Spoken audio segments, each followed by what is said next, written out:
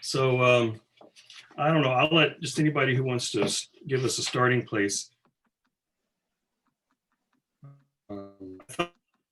The one of the most intriguing ideas I thought was again the relationship between time and eternity. But I don't really understand what he's saying there. But you know the temporality of eternity is I find particularly intriguing. But anyway, I'm willing to start wherever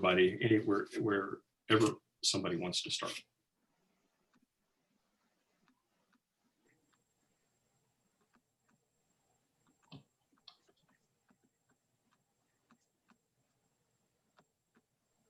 I guess if this is another question towards you, Nevitt, and it has nothing to do with academic professional labor, so do not worry. But on page 41, this is something. It's not like. I mean, I have like a boatload of questions about the text, non-specific questions, but I have.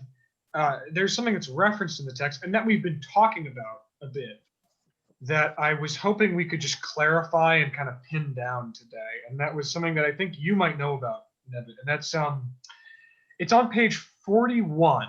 Talks at the very top of the page. I think for the first time in the text, he explicitly references the doctrine of emanation. And he does so by saying at the very top of the text, I'll just read up to the point where he says that. Therefore, from whence this mysterious other? The attempts to shed light on this that were made from the earliest times are known. The oldest attempt seems to be the doctrine that the prime matter of all things, distinct from God, flowed out of the Godhead. Although it is certain that much of what is now called the doctrine of emanation had a totally different sense. And then he says, although the doctrine explains little and is itself not very explicable, which is good, it does have the advantage that it leaves the Godhead in its original stillness and freedom. And then he talks about an unfortunate crossover between this doctrine and the traditional doctrine. I don't know which doctrine he's saying is this doctrine, and the traditional doctrine is the emanation doctrine, the traditional doctrine, or is the emanation doctrine this doctrine, and the traditional doctrine is different from emanation? Okay, so emanation is this doctrine, but I thought maybe he was referring to this doctrine as in the doctrine that is this book that I'm reading right now with my eyes. You know what I'm saying? By saying this doctrine. But whatever. I guess, or anybody can answer this. Can somebody tell me what the doctrine of emanation is and how he is separating himself from it here? You know what I'm saying? It's probably Neoplatonic, and I think Chase is probably up on that definitely more than me. Yeah, so the doctrine of emanation is the idea that things start with a kind of first principle that is the absolute, or usually the divine. And this can be seen in a lot of, mainly it seems to come from Plato, and specifically the Neoplatonists. Plotinus really sort of systematized this, and then all the Neoplatonists after Plotinus kind of complicated it even more and set up like whole like religious practices based on this idea. But it's basically that things start with this kind of absolute first principle that contains everything, and then there's kind of declensions of being, where there's a kind of spectrum of less being usually, and that leads to these different emanations or flowing out of the absolute into these different levels. So for Plotinus, you have basically the one as that absolute first principle, and then you have I believe it's nous, like mind, is the one after that, which is where the world of forms are. And then you have the animated world of the soul, like the Aristotelian soul, of animation. And this is also where the world soul is, and that's where time first comes in.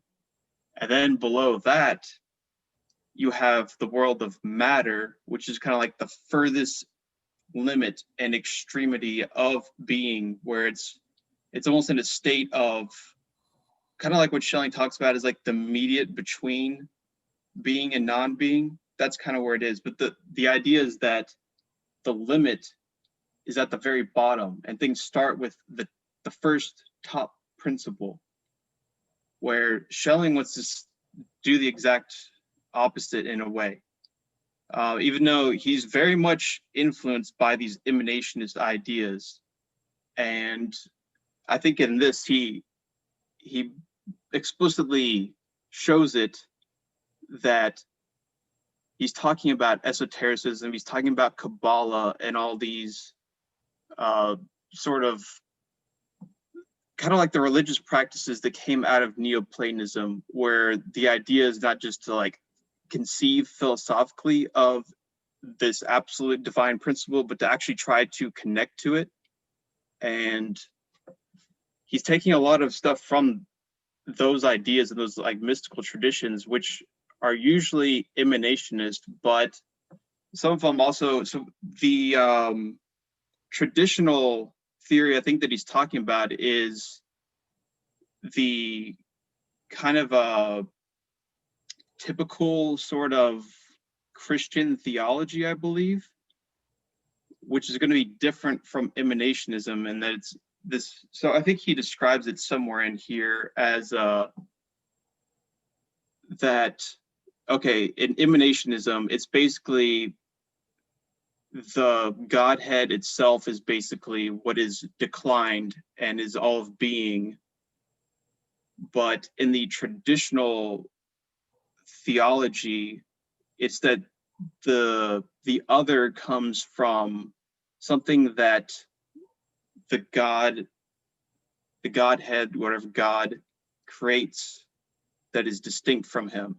And I think that idea of a creation of the other is what for him is really key to determining the difference between those ideas. And so he's talking about the unfortunate mix, or what is he? Unfortunate crossover between this doctrine, which I believe he's talking about emanationism there, and the traditional doctrine that God, before the beginning of things, set forth something from out of itself, according to some, even God itself, that contains the blueprint of future creation. So that would be something that's kind of like in a, that actually sounds like Kabbalah itself, where the idea that the Torah and the alphabet and all these things are kind of like the forms in Plato to a certain extent, that it's something that God kind of sets out of himself as, the blueprint of future creation. So maybe he's talking about something like that with that mix. He's drawing a lot from all these ideas. And ultimately he's saying that he wants to kind of combine a lot of these ideas himself too. But I think the most important thing for emanationism is that he says that he wants to basically do something in the reversed order, and it's the same thing that Nietzsche talks about when he says that people, a lot of philosophers have made the mistake of drawing the lowest principle from the highest. They start off with the highest principle of, God or whatever, and then draw lower principles like matter or whatever from those. And he thinks that instead we should understand kind of emergence and evolutionary complexity and things like that out of, okay, how did this, past of these more simple forms or whatever, the darkness of the unconscious, how did these things come about? This like eternal commencing. And so that's where I think Schelling is coming from, and that's where he disagrees with those emanationists, but in a lot of ways he does something very, very similar. And he talks about like drawing upon these esoteric traditions and whatnot, where Descartes tried to do his own thing in a way. And I love how he hates on Descartes in here. That was great. But he says instead, you know, we have to have like a real living connection with the past.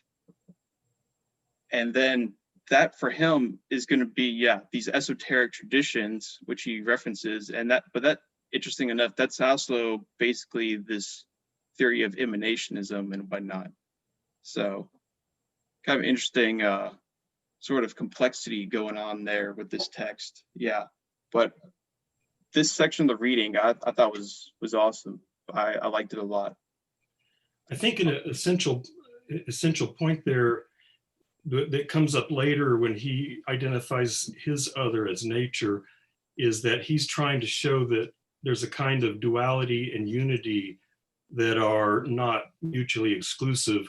Whereas I think he's trying to point out that these earlier systems can't figure that out. So they either say there's an originary unity, but then they can't explain how you get an other from that, or they start out with an original duality, but then you can't explain the unity of the divine or anything. So I think he's trying to show that contrast. Yeah, and that's kind of, so emanationism and a lot of sort of the theoretical aspects of mysticism are related to this problem of the many and the one. Basically, if they understand the divine principle as one unitary thing, then how do you get, you know, this multiplicity? And yeah, I think Deleuze answers that to some degree at least. But I think, yeah, emanationism was trying to come up with an answer for that. That's basically why they did what they did, by trying to show that, oh, it's all the same thing, but it kind of both has itself flow out, but also increasingly limits itself to these kind of like diminutions of itself. And that gives rise to, you know, this world of differentiation and multiplicity and whatnot, while still pertaining to, in essence, the same being with a capital B of the first principle. So if I'm understanding it correctly, and this is just because I'm somewhat familiar with Plotinus, or at least like the overarching concepts of some of his work. And if I'm understanding it correctly, it's kind of the way I used to conceive of it was, and I guess so. I learned this at some point, and I guess the term emanationism kind of flew the coop at some point, but it's such that it's kind of like it's like a multi-tiered fountain where the top is the one that flows out into the noose, which flows out into the other one, and then into the material world, splashing against the ground. And it's kind of like and that's where evil comes from for Plotinus. Yeah, where it's just a lack of goodness. It's a lack of the one, or of the divine essence or whatever. It's just this wild slew of differentiation and stuff. That it's kind of like a way I heard it described was like the divine essence is a figure, and the noose is like a picture of it. It's a single snapshot, and then another snapshot of that is it's like another Polaroid picture of a Polaroid picture of a Polaroid picture, down to the very end where we are at the bottom, and that sort of degradation is where evil kind of comes from, right?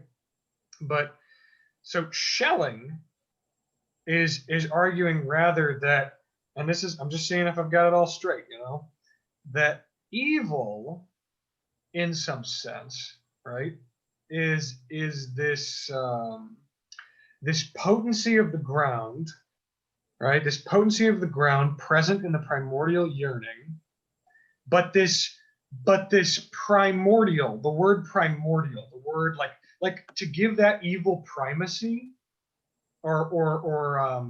yeah,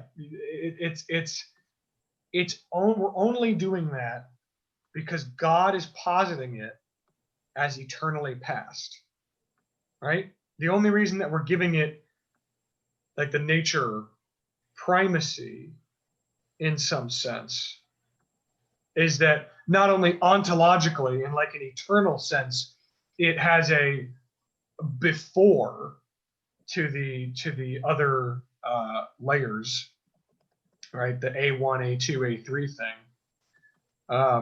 But also that God posits it as eternally past. And that's why he's giving evil, or at least like the notion of yearning, this tireless fire that he feels is quelled by the beneficent unity of God, or the Godhead. He feels as though that has primacy because God posits it as such, right? And that gets me into like a weird, there's like this area in the thought process that kind of confuses me. I've got other nitpicky questions about it, earlier parts, like where he says that sickness is an inhibition, and I'm like, what about cancer? But maybe that's that's just kind of, I'm just stretching a metaphor.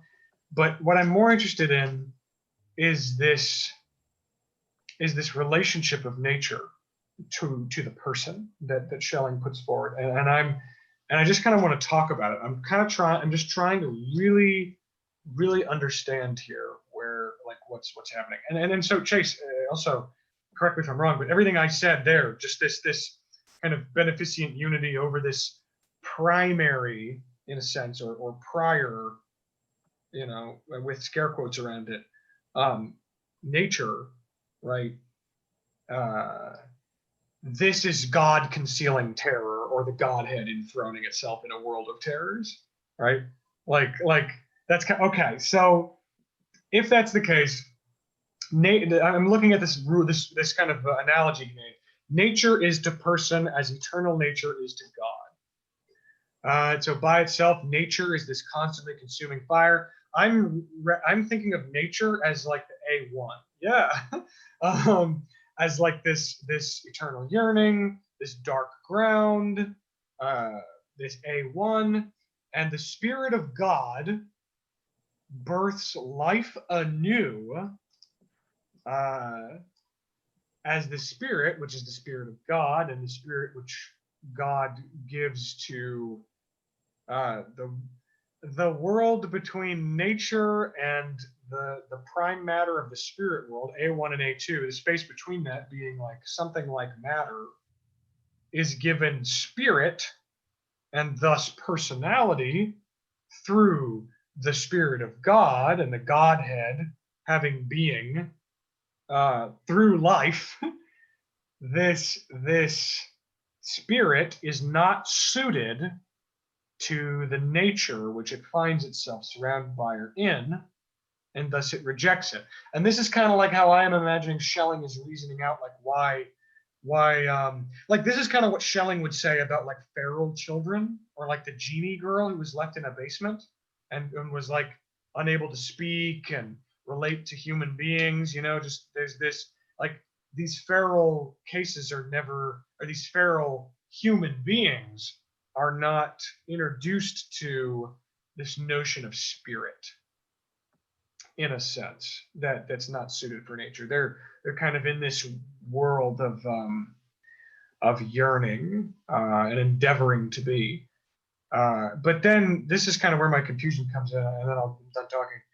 He talks about how nature in this, if I've got it all straight so far, he talks about how nature voluntarily subjugates itself to spirit and posits itself as the past. And this is kind of where I'm getting confused, because he places nature, he puts nature into this position where this isn't the first time he's done it, but this is I guess the first point where it's really like kind of like coming into question for me. No, not coming into question, but just kind of, he places nature in this position where it's making choices almost. You know what I mean? Or it seems like it. That's the wrong way to word this or think about it. I'm almost certain. But he's saying nature voluntarily subjugates itself to spirit. And not only that, but it posits itself as past. it's not spirit that's positing nature as past, but it's nature which is voluntarily positing itself as past. And now he has an addendum to this where he says, oh, but it didn't just voluntarily subjugate itself, it was forced to do so through neediness. It was forced to do so through a neediness. And so the only way that I could reconcile this, or that I didn't even really explore this idea, and I feel like I should, maybe, but like this voluntary forced thing, Zizek talks about this, the freedom of a forced choice, where like love is an absolutely free act, which is completely outside of your ability to choose, and I imagine that's something like what nature is undergoing here, is like this totally free act, but is totally outside of this realm of like deliberation, I guess. And so in a sense, nature is free, as in nature has this source of freedom that they talk about, this dark ground, which it never relinquishes. It holds on to as a potency, never going into actus, or rebellion from spirit. And I think it just seems like I just get kind of confused when he starts talking about this. Yeah, that's pretty funny. When he starts talking about this ground of freedom for nature as being present, and thus nature is not blindly subjugated to spirit, but is engaging in eternal bliss, where the eternal potency for deviancy in nature or evil is quelled by a beneficent unity, right? This is a fun time. Basically, one of my first questions is,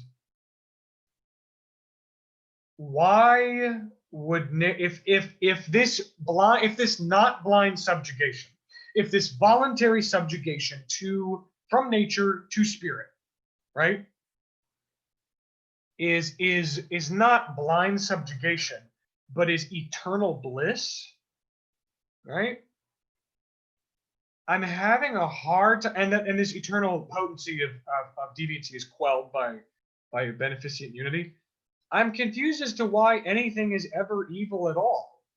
You know what I mean? And Nevitt, you put kind of like a provisional, like there's a proper hierarchy of being, and part of evil is nature getting uppity, right? But why would, if nature, as soon as it subjugates itself to spirit, is in eternal bliss, why would it want to be evil? Because if I'm in a state of eternal, like transcendent, like just ecstasy, I'm not gonna have much of a mind to change it. I guess unless I get bored. Does nature get bored? I feel like I'm losing like kind of maybe I'm losing the plot here. Maybe Travis actually, but I don't know. That's kind of my first question. I think there's kind of like a sort of ignorance that goes along with evil that makes it where it's not aware that there's a kind of eternal bliss behind those things. So I think, kind of going back to his idea that if you take the limited, some kind of a limitation of form and treat that as universal, that's what evil is. Then I think so he's kind of taking that idea and saying also in a way, because that thing takes itself as the universal, it's the limited, it's not aware that there's something kind of beyond that to connect to, that's a sort of continuance of its own, I don't know what you want to call it, essential teleology or something like that, in an organic relationship with with the Godhead or whatnot. So I think that's probably how he would answer that. But I think the idea of cancer, I think, is actually a pretty good example of what he means by evil, especially because he gives it, he talks about sickness a lot in connection with that. So he says it's based off limitation, but if you think about, what cancer is doing in a sense, and this isn't like I'm sure all my information is like technically wrong because I don't know anything about like the science of it, but okay, if you just think of cancer as basically, it's a principle of, continuous accumulation and growth of itself without any kind of connection with the whole of the organism. It's a state of basically disconnection with its own ground of the organism, the whole system. And because of that, all it can really do is reproduce itself for its own sake, in a sense. So the limitation is that it's disconnected from the rest of the organism, but that leads to this kind of, expansion that's out of balance with the organism itself. So I think that made me think of it, and also to actually relate it to real things, it would be like, especially with the idea of, okay, he's saying that things that want to be, that are possible, that want to be something, and that's kind of their being, but they aren't actually that. So there's a kind of like, somewhat of like a delusion associated with it. I think of this as kind of the people that, in a sense, want to be eternal, they want to be God, they want to be infinite, and it's all about accumulation and indefinite reproduction of themselves according to themselves as a fixed idea. Instead of seeing themselves as inherently finite and limited and part of a process in a system that is flowing through them, and that eventually as their fixed ego image, that's going to die out because it's just part of this continuation of life. Instead of seeing it that way, they hold that fixed image as the universal and seek to expand that indefinitely. And you can think of like transhumanism in this, but also in the sense of, anyone who seeks to have something be what, okay. So actually I thought of like basically like Donald Trump when he used this example, in the sense of something that wants to have all this power, wants to be the universal in a sense, but yet is not. There's a difference between the not, that it actually isn't something like that. An ego doesn't have absolute power over anything. A fixed image is something that's more of an epiphenomena of these things. The form then is the life that animates it. And then even then, for individuals, it's the same thing. It's more the species that animates the individuals. And I think what evil is for Schelling is basically like a reversal of that, where it's basically like the individual disconnected from the species. And then in the individual, it'd be something like the ego or something like that, disconnected from other aspects of the self. So it probably reproduced itself on sort of multiple levels. But I think the best thing to do is really what he's trying to talk about is having this kind of like open system of relation with all these things. And yeah, so evil is basically that disconnection where things can't actually transmit this communicative expressibility, where nature can't express and be the being for the spirit and whatnot. So yeah. wanted to read a paragraph here at the bottom of page 46 that goes on to 47. Just as the eternal spirit free and bound to things, right? Stay on nature. Nature too is not coerced, but is rather voluntarily subjected to spirit.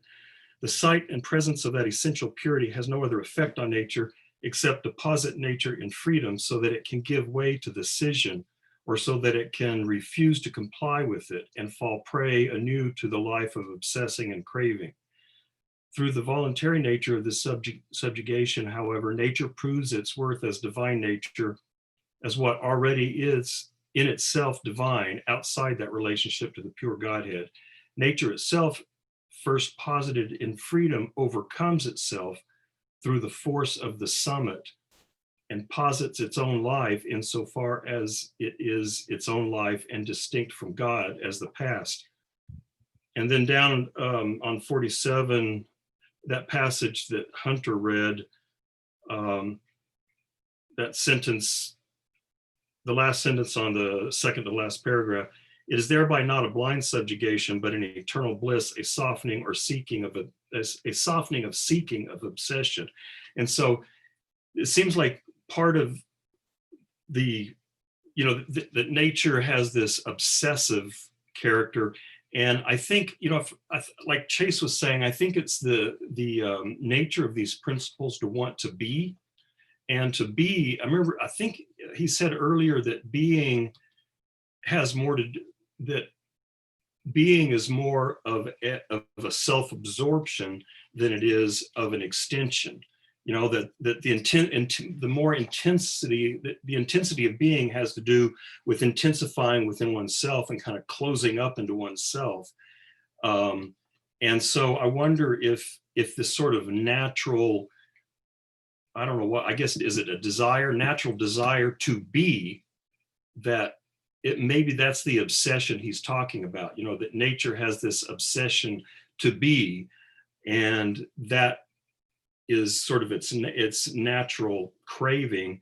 But then, like Chase said, it has to kind of freely give that up and recognize its own need for having this principle outside of it. And then that's where the eternal bliss comes in. But as far as why does it violate that, I think it's because of this craving. And maybe ultimately it's the craving to be, like Chase said, to be an ego, or to be, and I think maybe to be an isolated individual, which may might not completely consistent with what Chase was saying, but this craving to be an isolated individual that is unique and self-sufficient, I think seems to be the motive that drives it away from bliss, and maybe is probably also the essence of evil, is that desire to be, and maybe and therefore by implication to be higher in the hierarchy of being, because it wants to be in a sort of an absolute sense, maybe. Yeah, this just kind of reminds me of my conception of the different potencies as like even the highest potency not being able to really like be God. And so like to me at that point, once as you're kind of progressing and understanding God better and like kind of becoming closer to him, I think I imagine it on an individual scale, but like I think he's kind of talking about it in like a greater kind of universal sense. But I just imagine it in an individual sense of like someone wanting to be God, realizing they can't be God, and then kind of having to like either, I think that's at the point where like a choice between good and evil is made on some level. I don't know what the two choices are really. I don't know like how you were evil or how you're good, but I get this inclination that like nature kind of wants to be God, can't be God, and has already kind of subjugated itself to God on its pathway to become God. And so like at that point, either it can stay subjugated to it and kind of exist in kind of this whole sense and kind of be God in a sense by being under God, or kind of fighting against it and trying to be something in itself that's different, but that has the same like power and uh, eternity that God has. Yeah, I think it's so the way I think of it is that it's kind of like different images of the self that it's operating from, where what is evil would be, so okay, what is I guess not evil for Schelling would be a kind of, so and there's a mystical practice called kenosis, or self-emptying, where basically you kind of make yourself more of a sort of vessel for things to flow through you, rather than expanding what you are as this fixed individual, and then just simply kind of blowing that up to godlike proportions. That's where I think Schelling is saying that's the problem. That's where sickness comes from, and that's where, because it's this kind of imbalance within the whole system. And it's so let's see, I wrote this note kind of about it, but yeah, I think the biggest thing, what is that sort of fixed ego perspective? It seeks to have a self-same existence that is like God, in the sense of those sort of traditional traits of being all powerful, eternal, all these kind of fantasies of omnipotence that people have. And I think that comes from the fact that there is no sort of connection with the way that they see themselves, and then with something that's actually higher, I guess in Schelling's language, that could be connected with that. And instead, he's saying that you have to basically, kind of empty yourself of just your own self as this number one sort of motivation for, indefinitely prolonging yourself, or increasing your power or whatever. And instead, you have to be a kind of vessel for the higher principle to come into manifestation. So I think that's what he's saying about nature, in terms of spirit, or like all these potencies. They have to basically open themselves up for receiving that sort of higher influence, so that it forms like a correct sort of open circuit, instead of this closed circuit where you just have the cancer that sort of proliferates itself according to this self-same image of itself.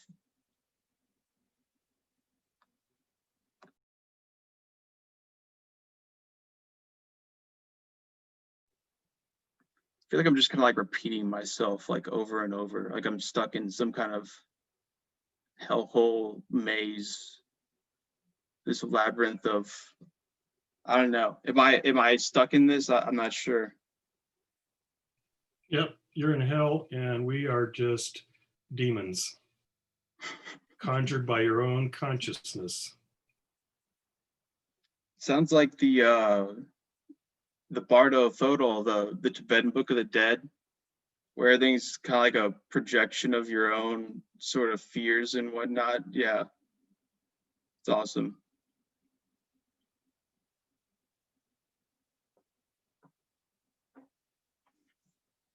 So nobody wants to talk about evil some more. I think there's some other interesting parts. So the part where he's talking, so I do want to talk about all the stuff he talks about, the Old Testament and like the Tetragrammaton and all these things. But I think there's also some other stuff that's interesting.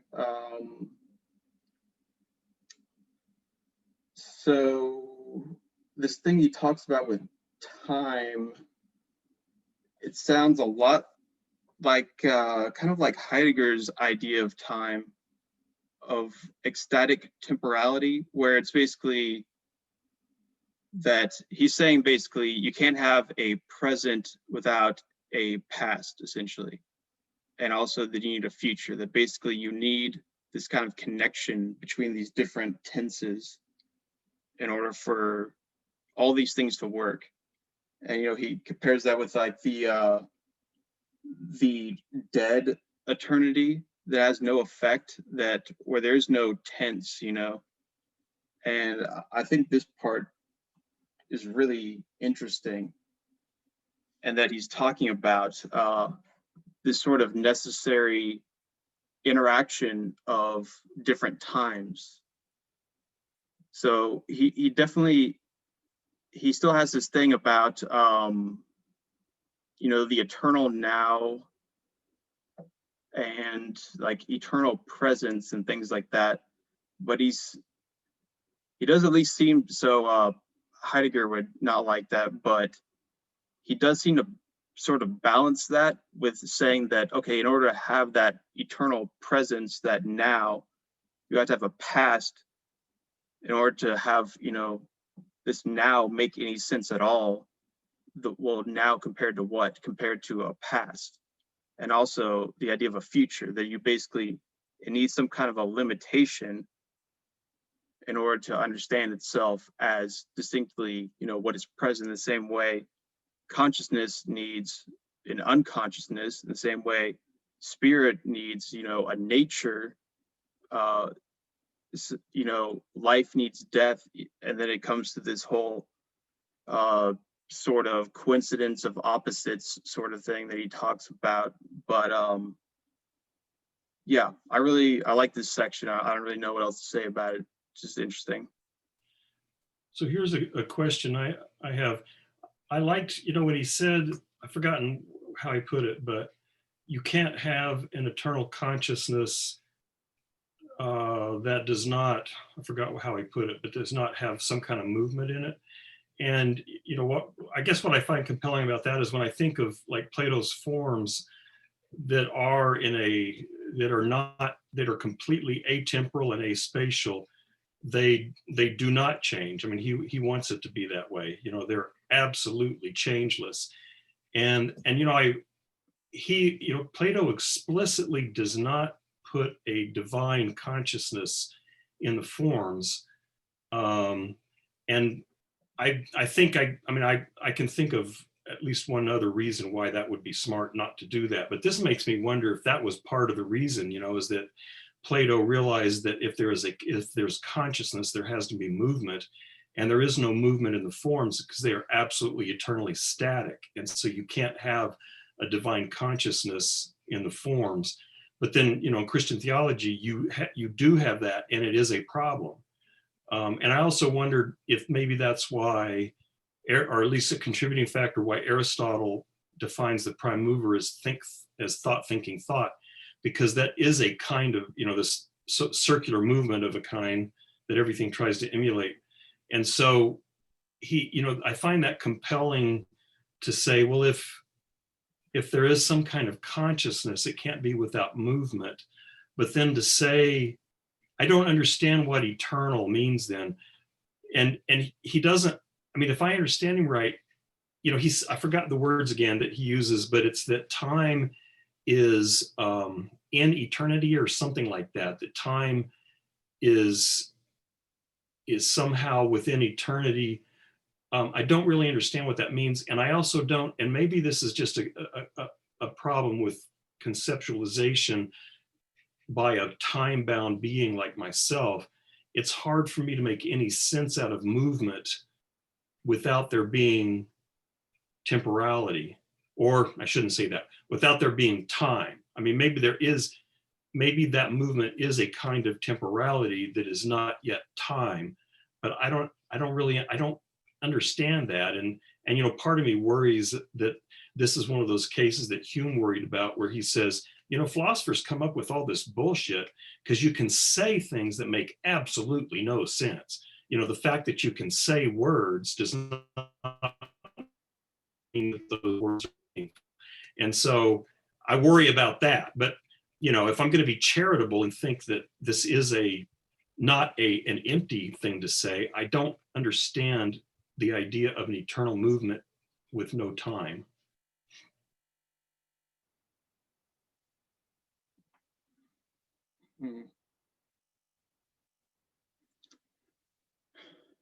Yeah, I think this is a hard thing to understand, at least for myself also.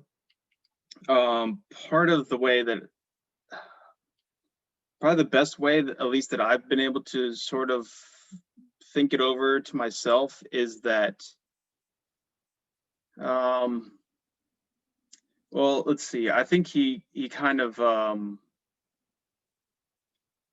sort of denounces like one of these interpretations, but you can think of it that in that sort of eternal movement of those things, it has these forms that are going to be eternal, in the sense that, even something that is moving in time is going to have, the present, the past, and the future. And I think a lot of what yeah, you guys need to focus here. I'm talking, saying some important stuff here. Yeah, basically, what is going on with time and eternity? I think maybe just the fact that I see that, there has to be some kind of limitation when these things, when eternity sort of enters into temporality, and then the distinction from that, or just like the gap between those, kind of gives it a force that actually sort of propels time to begin with, which gives it like that force of being able to actually move, in a sense. Although I think, I'm not sure if I'm just kind of inventing that idea, or if he's actually saying that. It seemed, I think, at least from the introduction, that's where I got it from, but I may be inserting my own kind of idea with that one. So at least those would be kind of my two answers. One would be just, well, you could see that, even in a world of time, the only constant is change. And so you have these constancies, but they're all constancies of sort of temporal movement. And then maybe eternity, from that perspective, is something kind of like just the everlastingness of change itself, or continuity. And then the other way of seeing it is that eternity is something that is still sort of, it's a constant sort of influx into temporality, into the world, and they kind of need each other in the same way that he talks about these opposites, as like life and death needing each other. That, eternity doesn't necessarily mean anything unless you have some kind of time. So I think it's, for eternity to come to itself and know itself as eternal, I think it has to sort of be like refracted into time and come to know itself like through these recollections in time, maybe. I don't know. That's my best answer. My immediate thoughts are that a couple things. I was really interested as well in this. I think that he kind of makes this turn, this interesting direction towards what we're talking about, towards like this relationship between eternity and past and things like that, and how we can basically, let me reframe, let me restart what I'm trying to say here, so that I can get the point faster. I'm trying to learn how to do that. As a habit, I'm trying to get into. It's hard. It's hard. Yeah, it's really actually tough, but basically, I think that, Chase, when you say that eternity requires some temporality for it to recognize itself as eternity and to exist at all in some sense, or to have some sort of continuity or whatever. I think that a part of that is to recognize that, like, what do we mean when we say temporality? And when I think of temporality, I think that temporality, or the passage of time, is only really a force felt or recognized or recognizable or conceivable in a context which contains some sort of observer or some sort of perspective. There's some sort of perspective which exists within the, let's just say the universe. There's some perspective, or I guess without any perspective, it's the whole universe is just rocks and gas. You know, it's the notion of time is kind of, and of eternity as well, is kind of meaningless. But a perspective comes in, and this is what Ponty was talking about.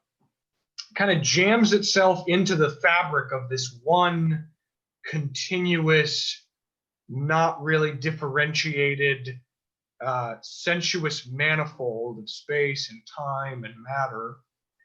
There is a perspective that gets jammed in, sort of like an axe cutting into wood, right? And I think that Schelling addresses this idea, okay? And this is kind of where this is why I say all this, is because I don't know if it's eternity recognizing itself through temporality, but that it's like anything that is capable of conceiving of eternity and temporality needs temporality. It's not eternity itself that's doing it, but there's a caveat. And it's that Schelling addresses this when he says, and this is to your credit, I'm working towards your credit, so don't worry. There's a part where Schelling says we only know God through nature, or the fall. He says that we only know God through nature, which is this thing that is I don't know if life is. I think that life. Well, I mean, what's the difference between life and consciousness in a sense, you know? Or do you mean like a bacteria? Like, well, what I was thinking of when you were talking was that if you had a universe that had no life in it, then there would be no accumulation of forces. There would be, it would just be essentially, well, when you said rocks and gas, yeah. What I thought of was just like dead matter, just kind of doing its. I mean, this may have some connection with Schelling, because he's, just the necessity. In other words, we're just matter cranking out necessity. The just these laws of physics. But maybe what I was wondering is do you have to have consciousness in order for there to be some sort of, I don't know what, differentiation of qualities or something, for there to be time? Or is it enough for there to be life, which is transforming dead matter in various ways? And, so there is significance in an environment for a bacteria in the way there isn't for a rock. And so I'm just wondering, I mean, I'm actually wondering for Schelling as well, because at some points in here, he's talking about life, but then in other points, he's talking about consciousness. So I would have to go back and read it maybe, but I'm just wondering, even for him, for there to be time in the way we think of time, must there be life? But then maybe he would say there's always life because there's God. So I'm not sure. I'm willing to say that it seems to me like, I mean, I'm interested in where in what you said about how he might say that there's always life. I am interested in that, because like, I feel actually, Travis, do you have something to say? Because I'd be interested. I don't know. You thought you were like, you're stretching your hand. I'm interested in why he might say that there's always life, because as far as I conceived of it, right, is that there was like this, and this is kind of getting back into his creation story, right?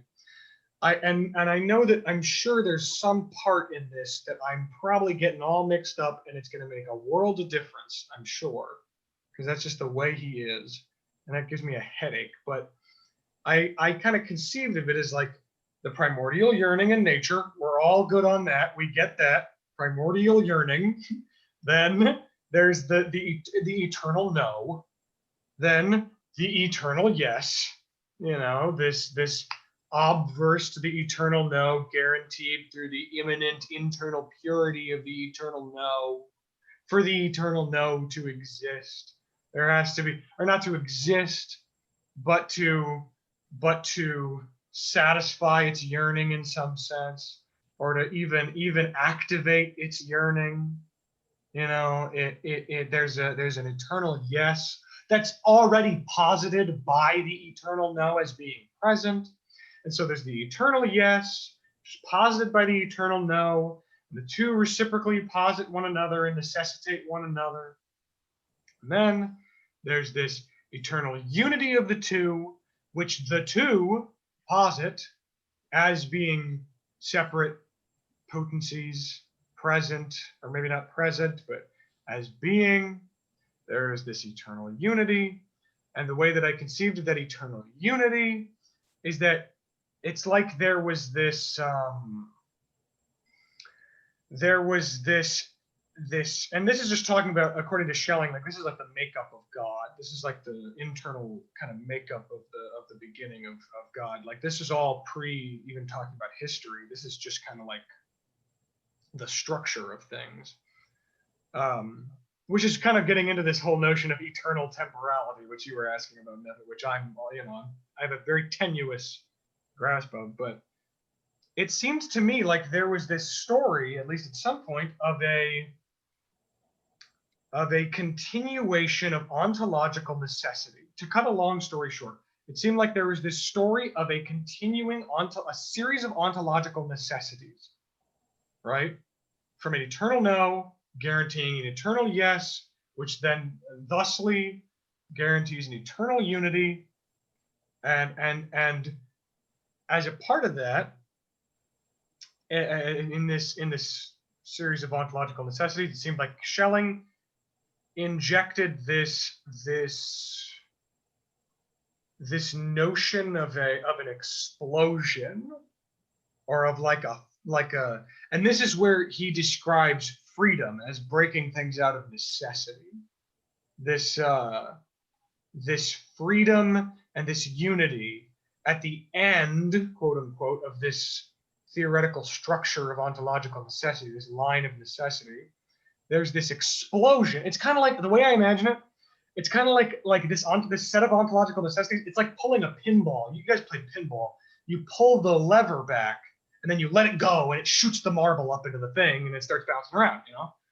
But until then, you have all the necessary pieces. You have the lever that you, or not the lever, but the plunger, I suppose. The plunger you pull back, you have the marbles that you shoot out, you have the space which, you know, within which it all plays out. But it's all there. Yeah, there's like a scission. Yes, exactly. Thank you. And the scission is this moment where you pull the plunger back and you have the marble ready and you snap it, and the marble for the first time enters into this new space of motion and of spirit and of contingency and differentiation. You know, we're banging between the little modules or whatever. Basically, I think that it's like there was this moment, not moment, I guess, but there was this occurrence within the line of ontological necessity wherein the spirit of the Godhead, as pure dormant will, as a potency and as a principle, not necessarily as like a thinking thing. I'm trying to be really, really, really uppity with my words here. I'm trying to be really like yeah. So and it's I'm getting strung out over it. Basically, it's like there was this snap, and then he describes it like a phoenix rising from the ashes. The process kind of rebuilds itself, or everything that was there is there again, present again, but this time, after that, and he says that this happens, like this is a recurring thing, this recurring kind of snapping and exploding. But after the first explosion, or the initial explosion that kind of made it what it is, there's this, it's kind of like the ontological necessity goes through these steps of like step 1, 2, and then 3 has this like this quality to it, this chemical compound that's inside of it, right? You explode it all together, and then it all rebuilds itself up like a phoenix through the ashes, right? But because you went through the initial kind of explosion, from the ground up, it is the same but different now. It's like in the first go around, in the first kind of exercise of the ontological set of necessities, right? There was just the eternal no, eternal yes, and then the unity, and the unity had this spirit, and this tireless fire, which then became all-consuming and consumed everything. And then the phoenix started rising from the ashes, right? Where it's the same set of ontological necessities. But this time, the key difference after the first explosion is that very slightly new things start to happen. And one of those new things is that between the eternal no and the eternal yes, there is a space for something like matter. And not only that, maybe that existed within the original, maybe that was present in the original ontological set of necessities, but in that space of something like matter, because this thing at the end, this thing from the end of the story was exploded into the rest of the pile, and they were all kind of all mixed together into ash that rose together. Spirit was infused into the matter, you know?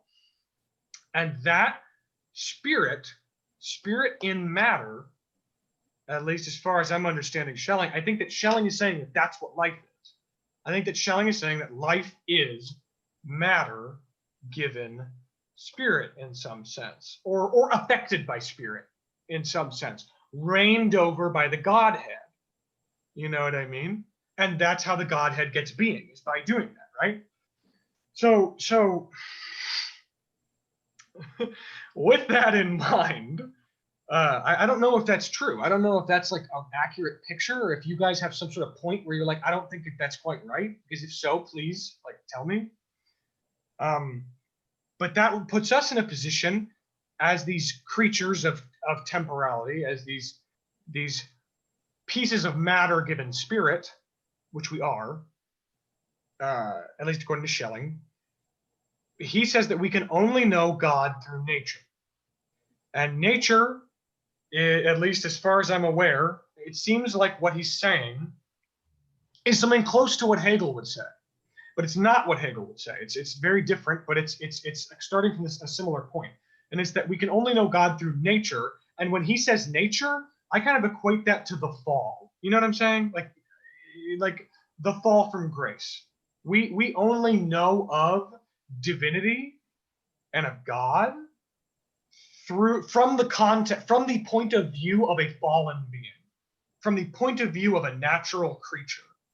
That is the only position that we have from which we can gaze up or wherever into the divine, or ruminate on the divine, or conceive of the divine. It's from the perspective of the fall or of nature, right? And I think that from this perspective, this is where I get a little shaky on my Schelling, and on my kind of absolute trust in everything Schelling is saying, because it seems like this is where Schelling takes this turn for me almost, at being like, look, he becomes like descriptivist. He's like, look, this is just, I'm working kind of backwards. It's like we can observe the world as being a certain way, right? We can observe the world as being a certain way. And what can we figure out has to be the case, or what can we postulate as being the case based on what we see around us. And I think that this is where he gets into things by saying, like, for things to make sense, for things to be the way they are, there has to be this spirit and this Godhead, and for that to make sense, for that part of the necessary parts of this equation to make sense, there has to be an eternal past that's posited by that Godhead.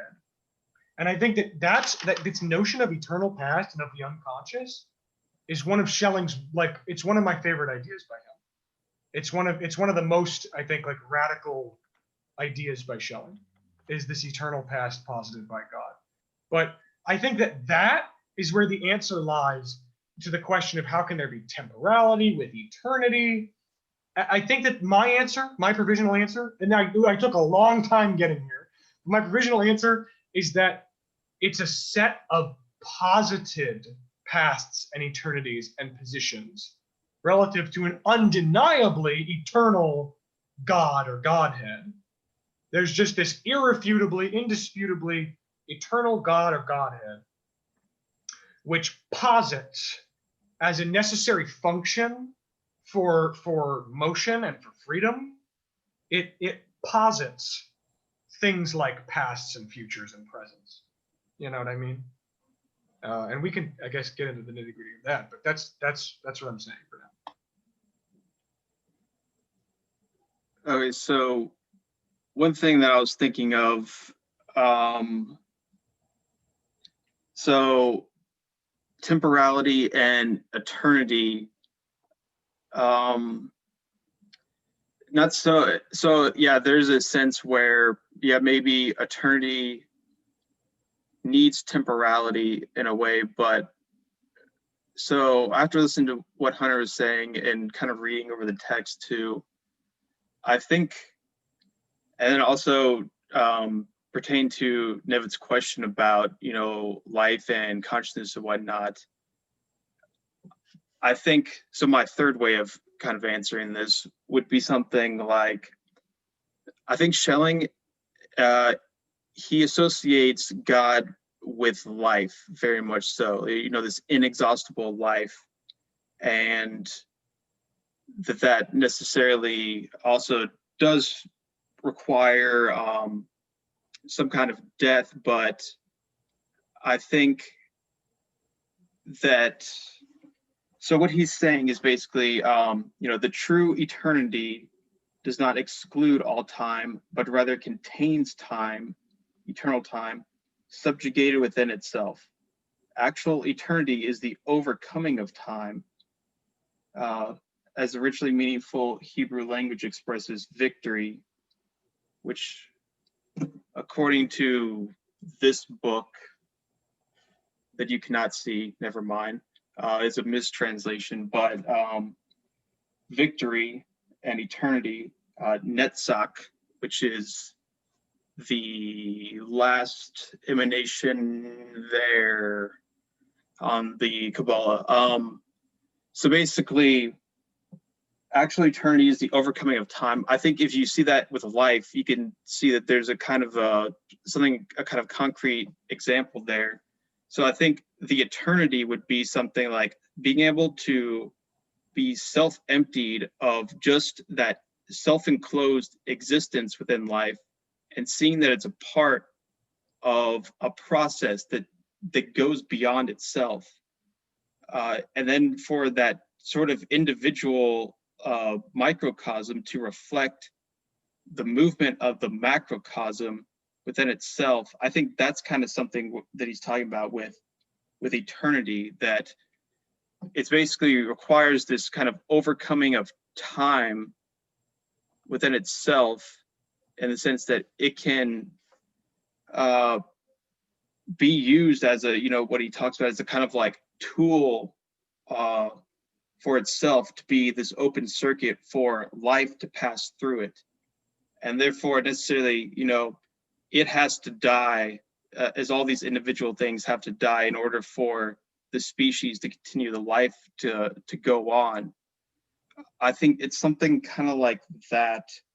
And also that has to do with this sort of like ecstatic sense of time, where it's so ecstatic What I mean by that is the etymology of the word ecstatic. It's basically out of, it's standing itself. It's similar to existence, where, you know, existence, like standing out of. So it's basically to be something that's standing outside of itself. And he talks about that in this idea of like overcoming, of self-overcoming, which also has Nietzschean vibes. But it talks about as you know, this idea of the past in each moment, precisely because of the moment, expands itself, which is still becoming itself, but which is not itself. And then later, only the person who has the power to tear themselves loose from themselves, from what is subordinate in their essence, is capable of creating a past for themselves. This is also the only person who enjoys a true present and who anticipates an actual future. So there, I think he's saying, you know, well, what is life? Life necessarily has to be this dynamic becoming thing. It's not necessarily that you stay the same in this abstract way of the self-same numerical entity, but through your change and through the continuity of that becoming, of that tearing yourself away from yourself in terms of these static forms, but having instead that kind of indivisible remainder and eternity as a kind of living force, like propagating this continuity and this progression and this movement that is life. And that sort of transcendence of life over all the forms that it takes, that's kind of what he's talking about in the sense of, you know, this is an overcoming of time that is eternity, but it necessarily has to use time because it needs progression. It needs some kind of movement. And that's ultimately what life is this this movement. And so I think of so Deleuze had some ideas about this with, so he talks about the death instinct as not, you know, something for like purely self-destruction or whatnot, but that you could see the death instinct as a way of, so there's a kind of there's this sort of persona of the self, of the static form, that's this sort of singular presence, but underneath that is this kind of, you know, virtual multiplicity of larval cells that have not yet metamorphosized. And he says that basically, when you say the word I, what is not actually sort of represented by that is this whole sort of multiplicity of yourself. And the death instinct is basically that wanting to come into the surface, I guess, in a sense. So it's basically this action of this irreducible remainder, like the full totality of your existence, wanting to come through and then breaking through like this sort of static presence of the, you know, the persona or the ego at any one time, and then coming forth through that. So that's why I think he's connecting these ideas with life and death in this way that makes sense, in the way that he connects it with eternity and time also. So I'm just going to read this thing that I wrote here, which is pretty similar. It's basically just kind of like playing off the idea of what Deleuze is talking about with the death instinct. And we'll see if it makes any sense. I'm not sure. So, the death instinct as the shedding or rupture of the mask of the form for the emergence of the vital force of larval cells. You know, larval as in they need to become the butterfly still, who, as an inexhaustible virtual multiplicity, cannot be completely sublated or represented by the utterance of I, but as the irreducible and indivisible remainder, animates the dynamic becoming of living eternity through the force of discongruity between its static form constricting egoity and ecstatic vital movement, the expansive force of, sorry, this is very Deleuzian, transversal relation and continuity through novelty. Does that make any sense at all? Or is that just all Deleuzian gobbledygook? Probably the latter. Say it different. Say it again different. Difference repetition, yep.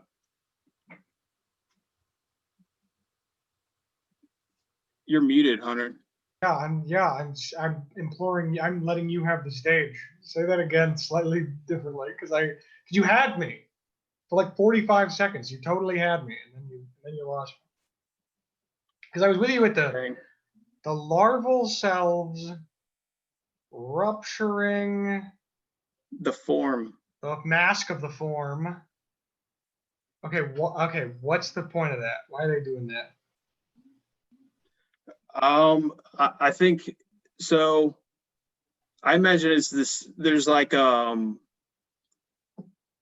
Blue Velvet, you've got that swarming, multiplicity of the dark ground, this matter that, this is the unconscious that is needed for you to have the daylight. You need the night for the day and whatnot. So I think there, in the same way, you don't have your singular kind of molar identity of like, oh, I'm Chase, hey, with that also, really, that's kind of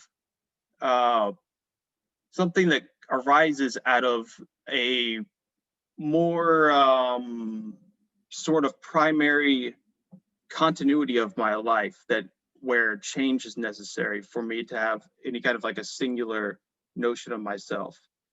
And that also underneath the surface of, this singular identity of myself, there's this multiplicity of change going on, molecular sort of transitions, interchanges, communications going on, relations.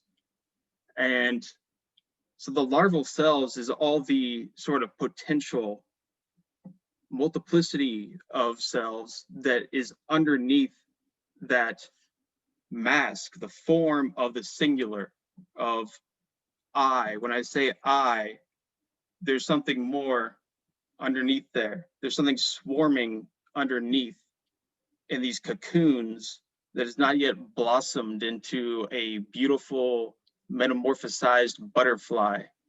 And that's what that means to me. Does that make any sense, or did I just kind of like repeat the same obscurity? I'm not sure. That made a bit more sense. Pretty good. I like to talk about the bugs. That was good. Yeah, me too. Yeah, you knew how to make Hunter understand it. Just talk about bugs. Yeah, Blue Velvet. Yeah.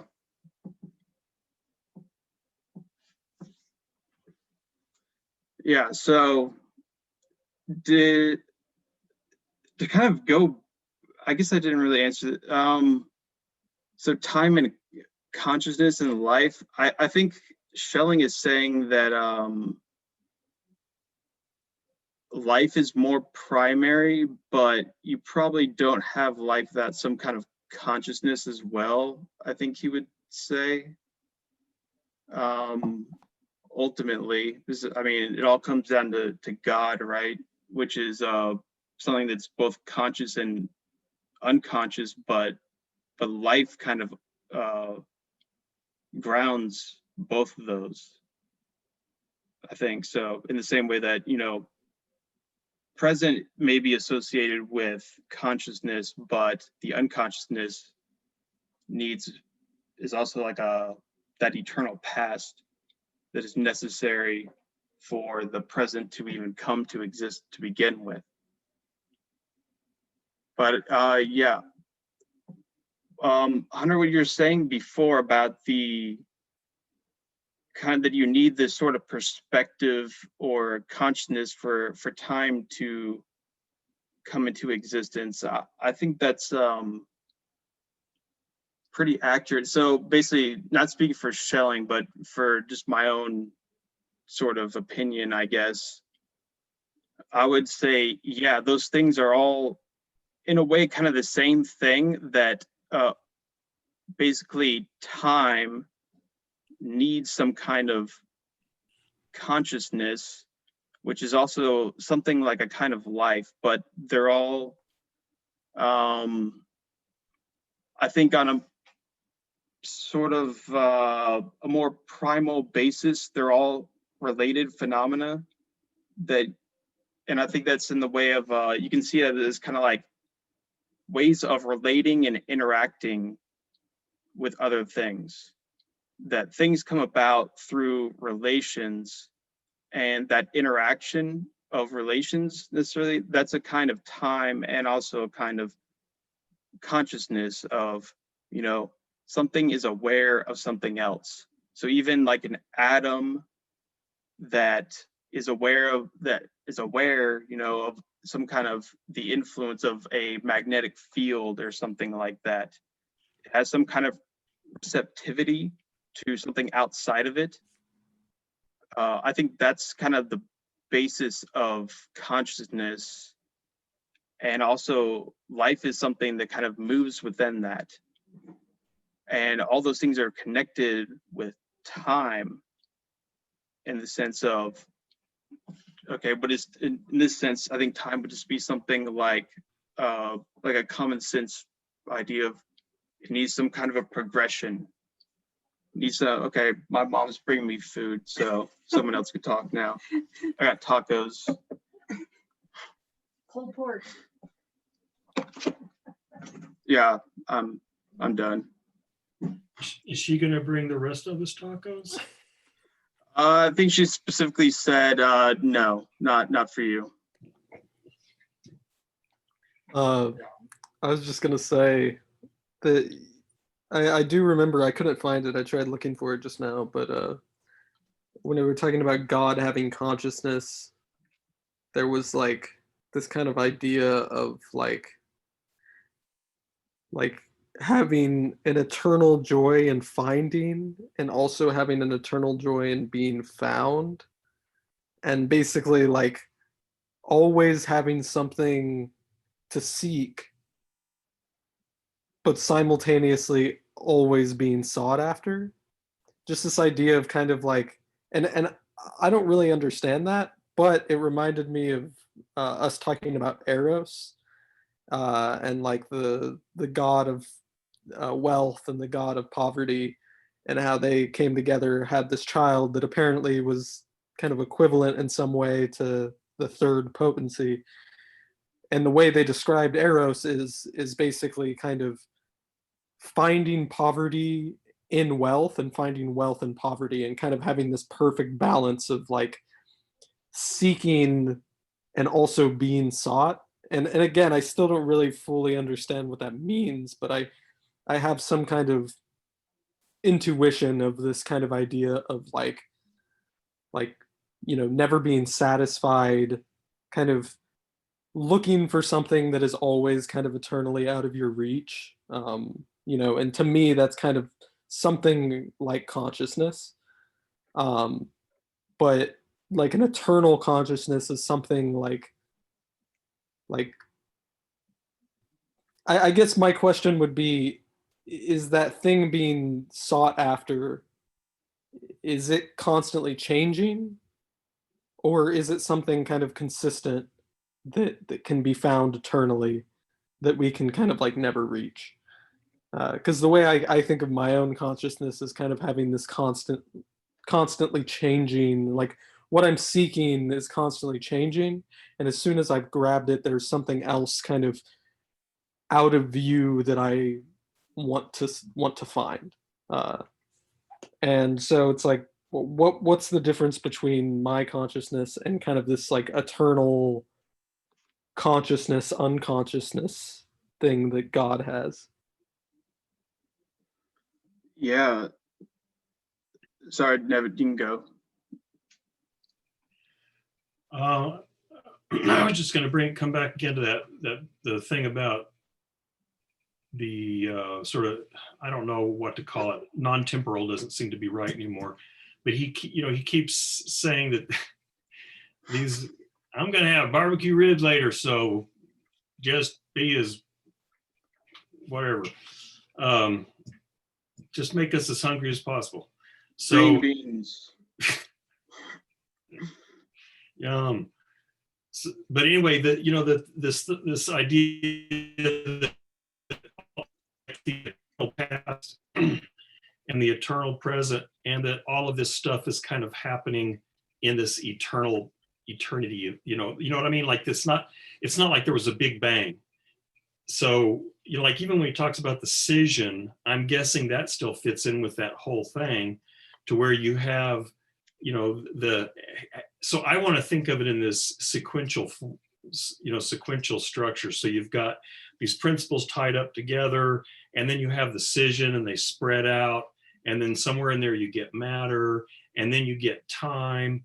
And I'm wondering if all of that is actually maybe that's part of what this eternity thing is, and that maybe there isn't any beginning in the sense of our temporality, but there is this, again, an eternal beginning and this eternal past.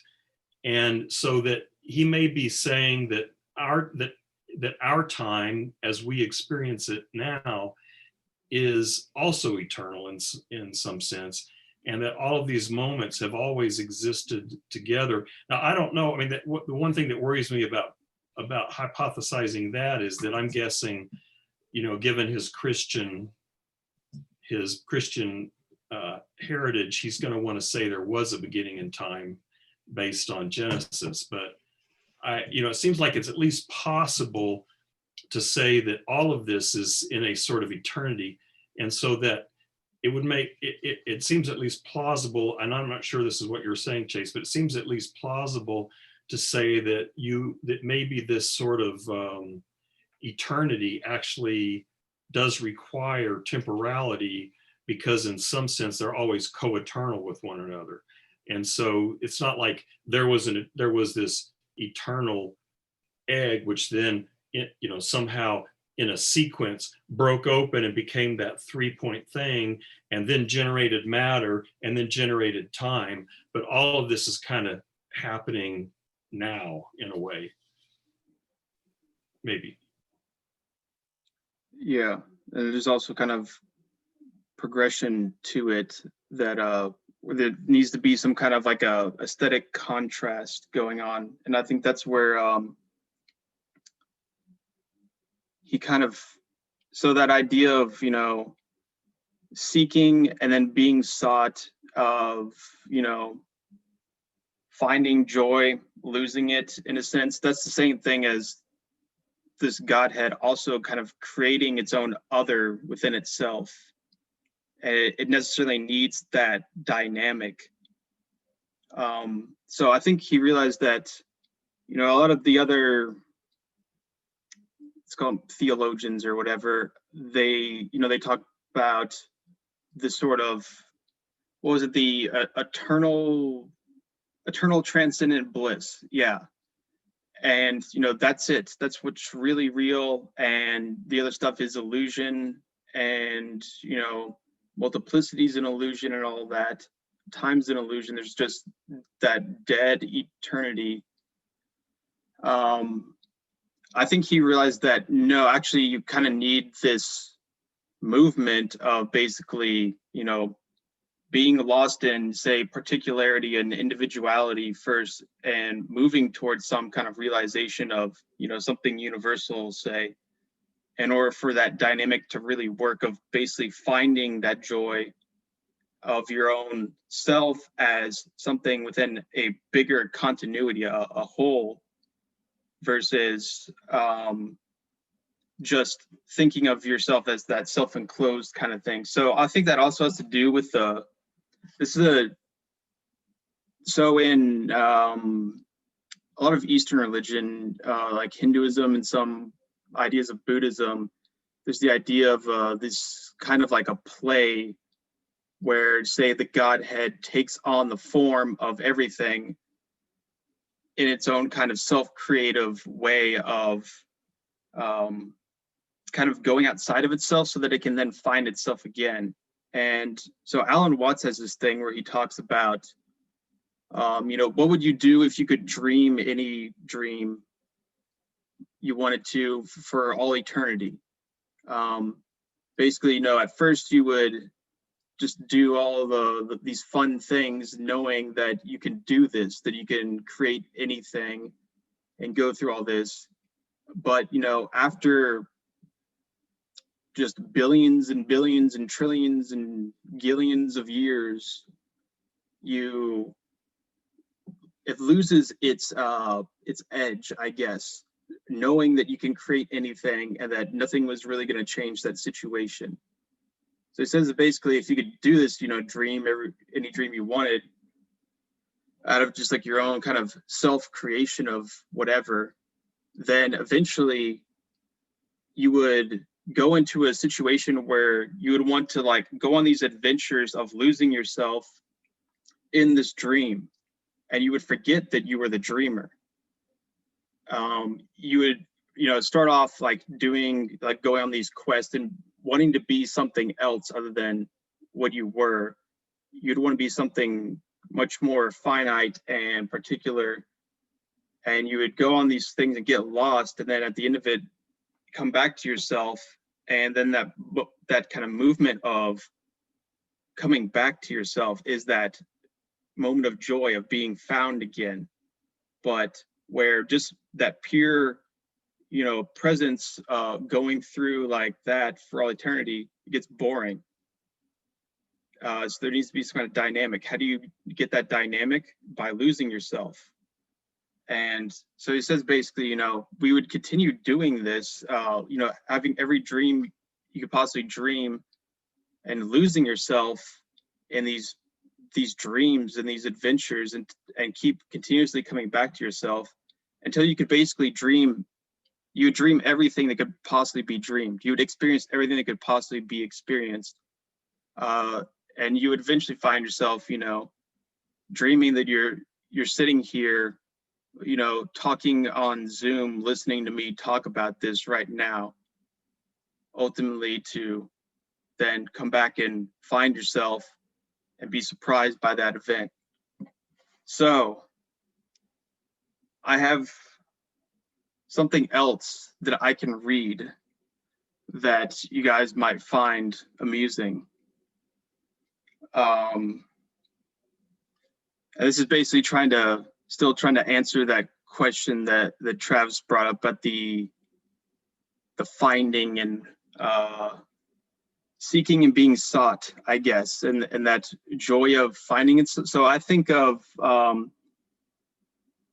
of what I described. You can see that as something like if just the ontological nature of reality was something creative, self-creative, in the sense of that there's this creative principle, kind of like Whitehead says. I just realized basically me and Nev are the only people here left over from the Whitehead seminar, but yeah.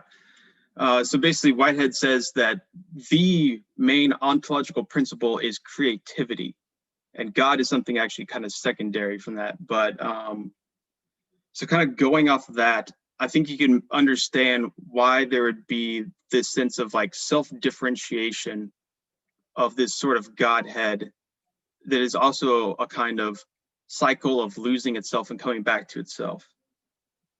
So I'm going to read this, and it's kind of it's my normal thing of I basically use a bunch of like fancy sounding philosophy words in this kind of poetic manner, I guess. Yeah, I'll just read it.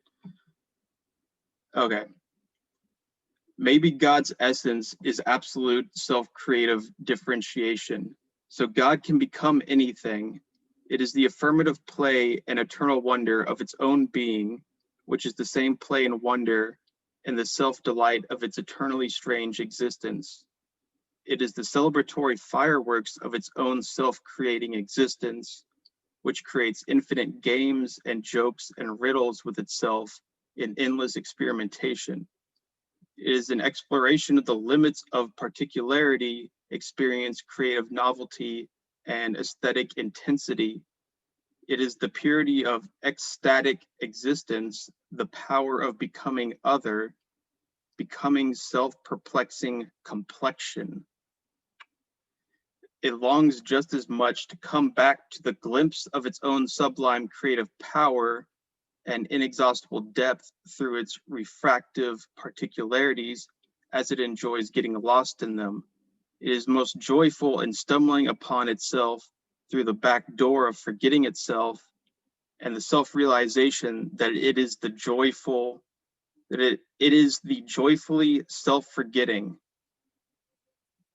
That didn't really make sense. God is ultimate universal metaphysical principle of creativity. It can become any particular because the ontological nature is this creation. It is not tied down to any particular being because it is the excess of being itself in its revelation and concealment. Hunter left. That makes me sad. So what do you guys think of that? Pretty outrageous. I don't know. I think that honestly, like, it's the best way to kind of understand it is through some sort of kind of creative expression of it. So yeah, I don't know. Like, I mean, I don't think it necessarily like cements my understanding of it in a real way, but I think it does kind of allow me to kind of just like conceive of the possibility of it a little more, which I think is like, part of what Schelling's talking about with all this potentiality. And, I kind of see him and Bergson as kind of going through almost these like exercises of thought in a sense of just trying to break through kind of these conceptions of philosophy in like a non-superficial way. And I think that's super challenging and interesting and hard for me to talk about, but I appreciate the fact that you were attempting to do so. You sort of snagged me hard earlier when you were talking about kenosis. And so almost everything since you said that I've been thinking of in those terms, including what your description, right? That what the last thing you read, because there's all these sort of kenotic ideas in there, about losing God, losing God's self, and then rediscovering. And so that, I mean, what I don't have enough time or energy to go back and read this reading we just did with kenosis in mind, but I think I'm going to keep an eye on that as we go forward, because and how that might help me understand this notion of eternity, and these three moments emptying themselves into one another forever, and somehow that producing also this this A1, A2, A3 somehow at the same, well, not even, what I mean, ontologically. So it's like an ontological priority that, like I said in that note, that maybe not a temporal sequence, but that maybe this mutual self-emptying is part of that dynamic. And then I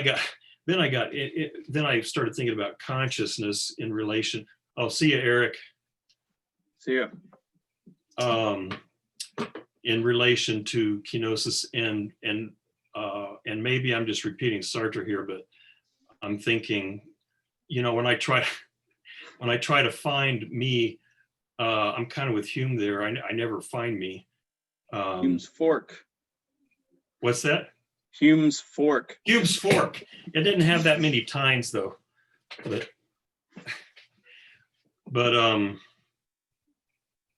God, it's like, I don't know, it's like one of those consciousness seems to be like one of those holographic illusion things, where it looks like you've got something floating there, and then you try to stick your finger in it, there's nothing there. That's kind of what consciousness is for me sometimes. I'm like, yeah, I'm consciousness, but then if I try to grasp it, it's just there's nothing there. It's just this huge, open, empty nothing. So, but which, and again, is a kind of, and so I remember what originally got me thinking about this was something you were saying about, and that maybe you were reading Schelling, where, and I'm probably just repeating, I don't know, Heidegger and other people, but the nature where there is no present, because the present is always emptying into the future and the past is always emptying into the present. So there's always this emptying process. So there's never any there in a way. On the other hand, that's all there is to being. I mean, if there is any kind of being, it's got to be there somewhere. And so anyway, all those ideas about kenosis and being and consciousness are just kind of mishmashed all in my mind and Schelling. And it was giving me this kind of head trip. I don't know if this happens to you, but sometimes when I think about this stuff like too much, it's like, I'm like, oh my God, it's like my head feels like it's kind of floating off my neck an inch or something. Like, woo-hoo. That was like right now, I'm just kind of like, who the hell is Nevin anyway? I don't know. Yeah. We need to have that field trip sometime. Yeah, that would Research. Yeah. Yeah, it might make a lot of progress. On the other hand, what I'm afraid is I might get lost out in that field and never come back and be like, That's what we're here for. Yeah. I'd be Well, comatose. Schelling talks about the guide, that's sort of like the opening up to like the higher spiritual guide and stuff like that. Yeah, that's what you need a guide for, a trip sitter. There you go. So that you don't get lost out there. Yeah. Yeah, Chase has had enough experience. He can help us out. He's been lost and found. Yeah. Yeah. Okay, well, thank you guys. Thank you. Yeah. See you next week. Bye-bye. All right. See ya.